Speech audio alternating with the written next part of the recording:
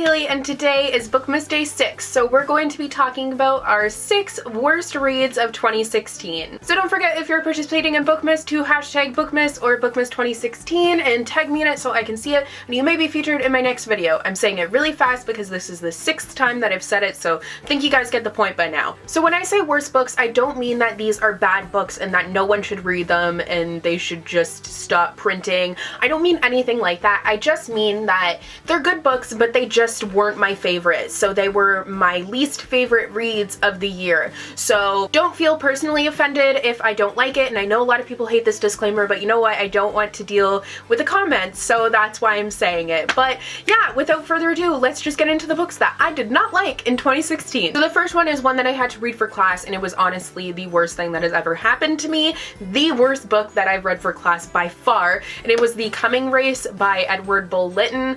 I hated it. I thought it was so bad. I just did not like it at all. It's like sci-fi, which I don't like sci-fi that much in the beginning, but this one was like, it was like reading a textbook. Like, it was all about these people. There wasn't really a plot. It was just terrible, and I hated it so much. Next up is one that I actually already got rid of because I didn't really enjoy it, and that was Please Ignore Vera Dietz by A.S. King.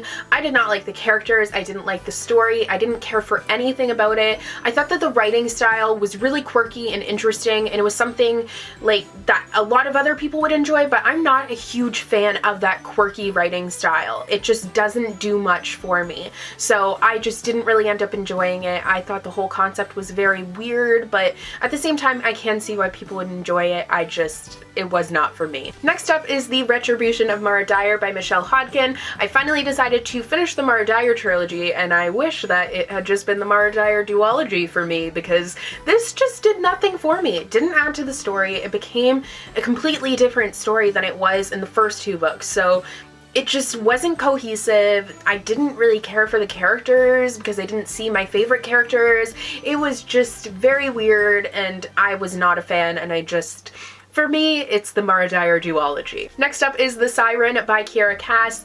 I read this book because I love the selection. It's just kind of my guilty pleasure read, and I was thinking, hey, another guilty pleasure read, but I didn't care for this at all. I didn't care for the personification of the ocean, the whole concept of her being a siren and how it ended up working. I was not a fan of it at all, and it just didn't really mesh well with me. We did get Kiera Cass's writing style, which I do enjoy, so that was a plus, but for me, this just kind of sank. Next up is More Happy Than Not by Adam Silvera. I'm really sad that this book made this list because I really wanted to love it. I want to do a recommendations video for LGBT reads, but I haven't found many that I really love. I do have a few, but not really enough to do a full video. So I was hoping that I would be able to include this one, but this one once again has that really quirky writing style that I find happens a lot with like the books that deal with gay relationships. For some reason, they all have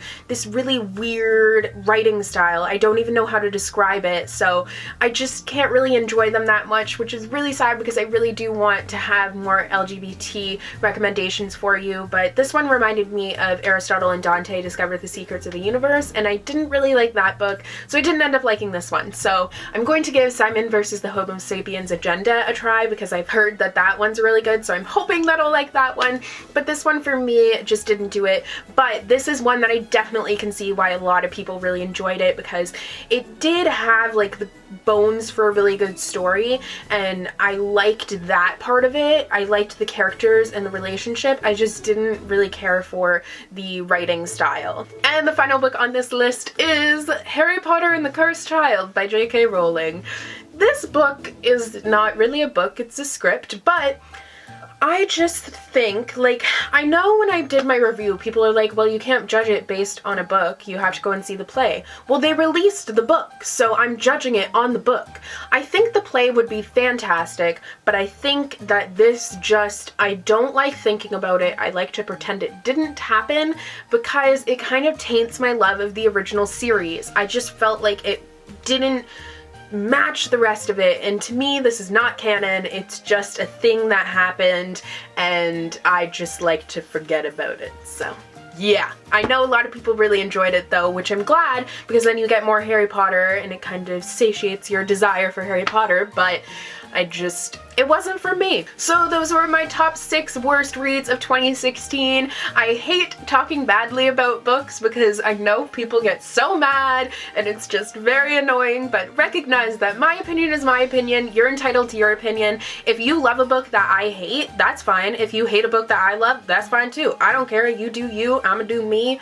Woo woo. I don't know what just happened. I turned into like a rap star. I don't know. But anyways, yesterday's challenge was to talk about the top 5 classics that you read in 2016. So here are some of those. So first off, on Instagram we have Cinsajo890, which I probably said very incorrectly, but she has some awesome pics and her gorgeous little dog with the sweater. Then on YouTube we have English major Emily with her top 5 classics that I love, and this is a good friend of mine, so I recommend that you go and check her channel out. Then on Twitter we have Madi Hashem 96. I'm sure I said that very incorrectly, but has some awesome pics. I love The Outsiders as well. And then on her blog we have The Scribbler with some amazing pics as well. And now, as usual, turning it over to present day me to let you know how my reading has been going. I better have been reading. Hey guys, sorry the lighting's kind of bad. It's actually pretty late at night and I'm about to head to bed. It's technically Bookmas Day 6 already, but I haven't had the chance to update my reading yet, so I'm currently on page 100 of Caraval, and that's about all that I read today. My sister ended up coming home today and I had a family Christmas party, and I have the same thing going on tomorrow. I have another family Christmas party, so this weekend I'm not expecting to read too much, but like I said, I'm still happy because I've already finished 3 books. I am considering though putting down Caraval in favor of a smaller book for now and then picking it up later, but I don't really know what I should do. But yeah, that's where I'm at right now. So that is all for today's video. I hope you guys enjoyed, and I hope you guys are having as much fun with Bookmas as I am. I'm literally just pre-filming a bunch of videos for it, but I'm still having an absolute blast, and I can't wait to get into the reading and all of that. And once again, don't forget to hashtag Bookmas and Bookmas 2016 and tag me in any post on whatever social media that you are participating in Bookmas on, so then you may be featured in tomorrow's video. So yeah, I hope you guys enjoyed, and I will see you guys tomorrow. Bye!